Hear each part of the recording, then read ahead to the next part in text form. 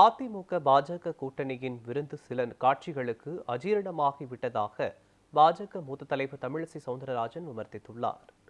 சென்னை விமான நிலையத்தில் செய்தியாளர்களை சந்தித்த பாஜக மூத்த தலைவர் தமிழிசை சவுந்தரராஜன், அதிமுக பாஜக கூட்டணியில் விருந்து சில கட்சிகளுக்கு அஜீரணமாகிவிட்டதாக விமர்சித்தார்.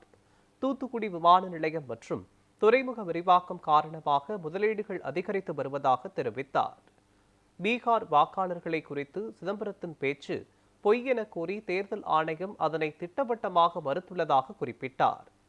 தமிழக அரசு தோல்வியடைந்துள்ளது என்றும் திமுக அரசு மக்களின் வாழ்வியலை புறக்கணித்து வருகிறது என்றும் கடுமையாக விமர்சித்தார். நாங்க எல்லாம் மகிழ்ச்சியாக அதை உண்டு மன மகிழ்ச்சியை பகிர்ந்து கொண்டு நாங்கெல்லாம் ஆரோக்கியமாக தான் இருக்கோம். ஆனால் இந்த கூட்டணி விருந்தை பார்த்து சில பேருக்கு அஜீரணம் வந்துவிட்டது.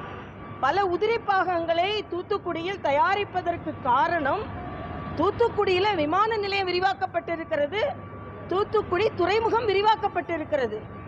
இந்த விரிவாக்கப்பட்டதனால் அந்த வெளிநாட்டு நிறுவனங்களுக்கும் மற்ற நிறுவனங்களுக்கும் ஒரு நம்பிக்கை வருகிறது.